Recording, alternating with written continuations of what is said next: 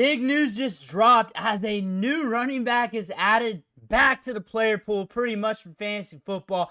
Quinshon Judkins is going to be back on the field. Looks like he's going to be signed with the Browns soon. Charges dropped. We're going to talk about whether or not you need him for fantasy football. We're going to go over the advanced metrics, his history, where he's at in ADP, everything else. Before we dig in, you need to click that subscribe button right now. We're doing deep dives on these players. We're going over draft strategies. We're going to help you set your lineups, find those diamonds in the rough off the waiver wire every single day. Click that button. Stop missing out. Ric Flair's watching. You do not want to disappoint Ric Flair. News came hard today. Out of nowhere, alerts on our phones. Quinshon Judkins is back. It is based on several factors. Looks like they did not have enough. Prosecutors have declined to move forward with the case. It's all right here by Andy Slater. On top of that, he's going to be back with the team soon. He's going to be signed soon. And if you're a Browns fan, kind of a fresher breath there for you guys because you need some extra power in that offense. And Quinshon Judkins was a big-time asset in fantasy football before this happened. He was a guy that was going pretty good in drafts. He was up there with the other round 2s and round 3 running backs in this year's draft. And now when we look at him at ADPs, there's going to be some changes, and we're going to have to talk about that. But first, peeling back the onion, this is a big-time prospect that got slept on by 24/7 Sports. They whiffed on him hard. RB53 coming out of high school, RB46 in the composite, 26 offers, but college football wasn't off on him. They weren't. Florida, Auburn, Notre Dame, Ole Miss, Arkansas, many other programs. And we get to Ole Miss and we cook. One of the best running backs in the SEC and all college football in back-to-back seasons. Then we go to Ohio State. Remember when college football 25 dropped? He was like one of the premier players that was used to advertise the game. That's the type of prospect you're looking at here. A premier prospect. 3.04 yards after contact per attempt at Ohio State. 3.21 and 3.38 at Ole Miss. Big Ten and SEC, he was getting it done. He can catch the ball out of the backfield, but he can take a lot of touches. He can take a lot of work up the gut. He can take it in the goal line, short yardage, all of it. All of it. This is a big-time prospect, and he had some big performances throughout his career in the SEC and the Big Ten. This is a dominant running back that can be a feature back for any team in the NFL. And we got to the combine.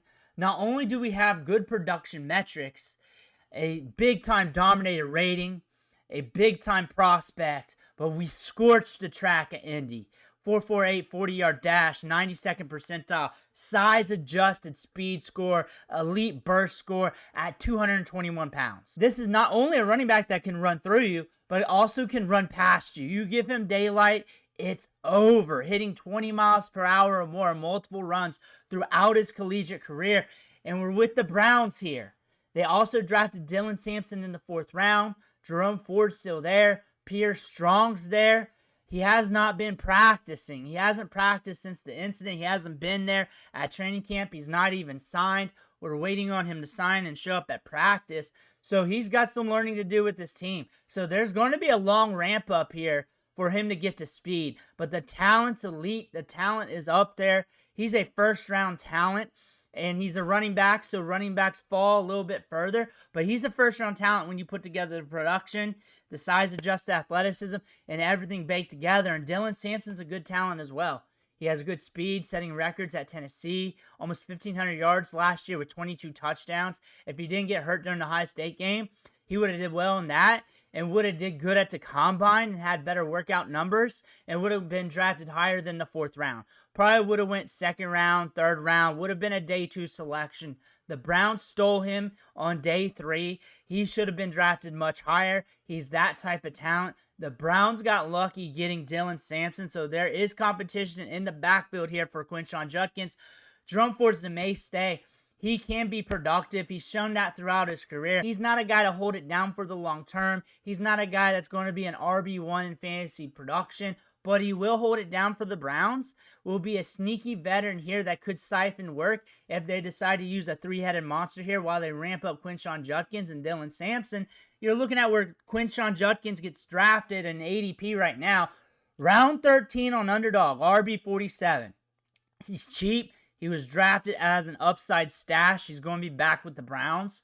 My take was that I was going to push him down to those day 3 running backs in this year's draft in ADP, and I was going to look at him there and think hard and look what was on the board and then select him around that point, considering we do not know what's going to happen. But that was when that first happened. It looks like the market corrected close to what I was saying, around where the day 3 running backs, because if you think about it, day 3 running backs in this year's draft, a lot of them are very talented. It's going to take them a good portion of the season for them to ramp up. Quinshon Judkins at that time was like, there's going to be some kind of suspension. Something's coming out probably. That's going to take some time away from his ramp up. He'll be back on the field somewhere down the line in the season. He'll be a good discount with upside. Right around this range, maybe a little bit earlier, considering he's a first-round-esque running back when it comes to the talent level. And you're looking at the Browns here. It took forever for ADP to switch over from Dylan Sampson to Quinshon Judkins. He's that type of talent. He's that type of running back. The thing is, you're going to have to watch the cost on him. His ADP is going up by the minute now. People are drafting him a little bit earlier on underdog drafts, but there's going to be a good rookie ramp up to him. He was going in round 6 of underdog drafts before the situation, and now he's going round 13. So expect him to go up a few rounds between now and the start of your season. In home league drafts, considering people fade rookies, they're a little bit safer with picks. People don't try to be the smartest person in the room all the time. You might catch him still at a good discount, and if you catch him at a good discount in double-digit rounds, just nail it. Just nail it and hold on tight, because that's a talented running back that could go off on any given Sunday. Quinshon Judkins is talented. Dylan Sampson is another talented running back that you need to be interested in as well. If I'm a Browns fan, I'm starting to get a little bit more excited for the season. If I'm a Shedeur Sanders fan, now I'm getting excited if he ever gets the opportunity to start, because now you got that backfield. It looked like the Browns had the Bash brothers in this backfield in rookie camp. These two running backs gel together, Sampson and Judkins. I'm excited to see what they do on the field. I'm excited to see what happens.